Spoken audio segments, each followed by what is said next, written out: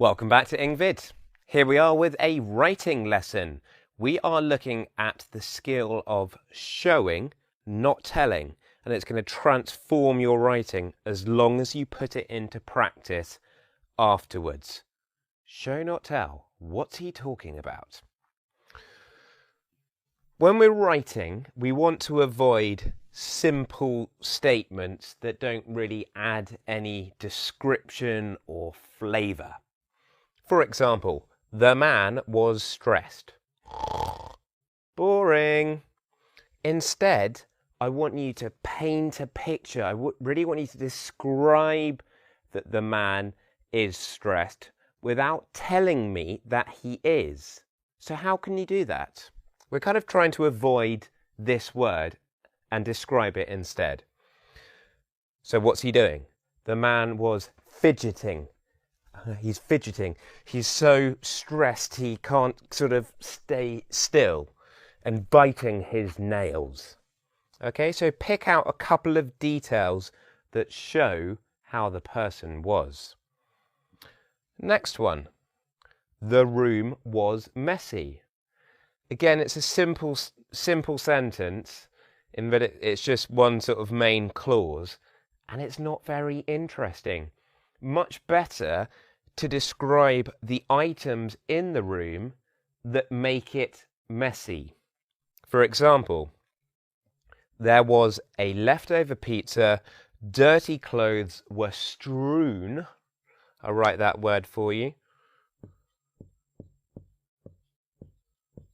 That means they were covering the floor and there were dirty plates and cups. Okay? These details give us the idea that it is messy. Example 3.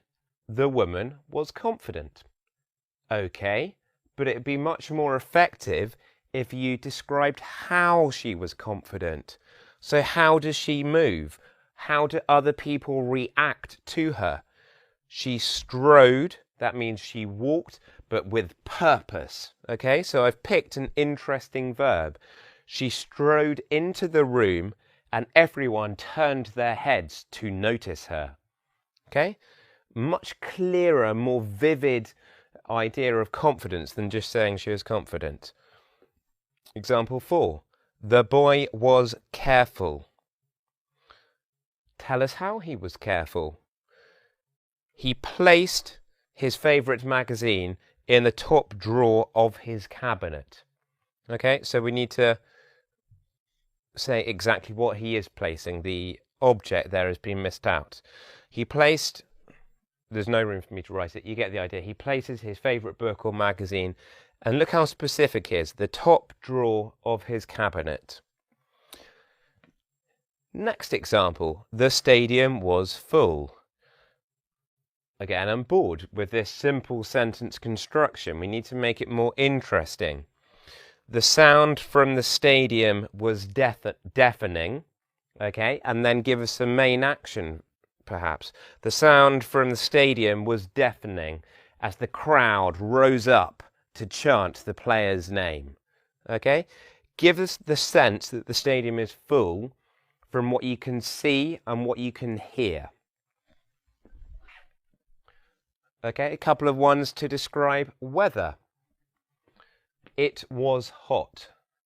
Okay, well, a very young child could write a sentence like that. So if you're sort of a teenager or an adult, it's time to raise the bar.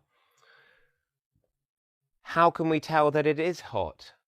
Well, the sun was causing damage the sun was melting, the sun was burning, the sun was causing the lady's skin to turn red.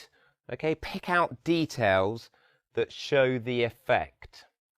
It was cold. It was cold. How do we know it was cold? How cold did it feel? What can you see? Drain pipes were freezing.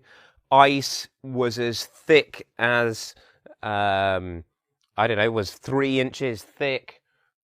Whatever. You've got to show details rather than just stating things.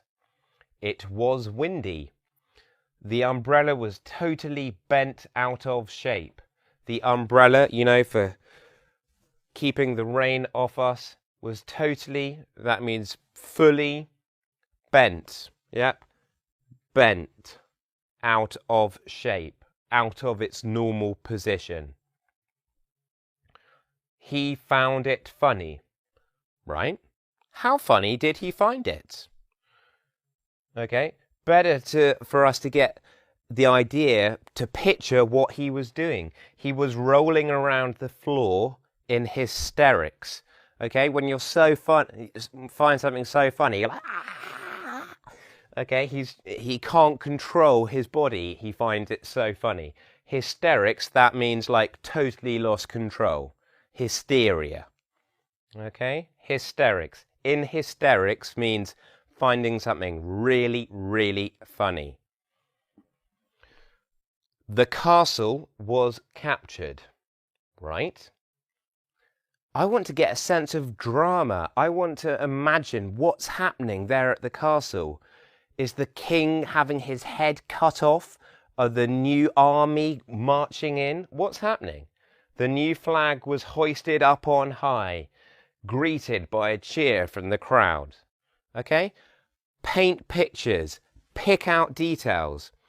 Okay? It's good to have a range of adjectives, but how can you show those adjectives? How can you describe them instead? Thank you for watching today's video. Have a go at the quiz after this, and I'll see you very soon. Remember to subscribe. Bye.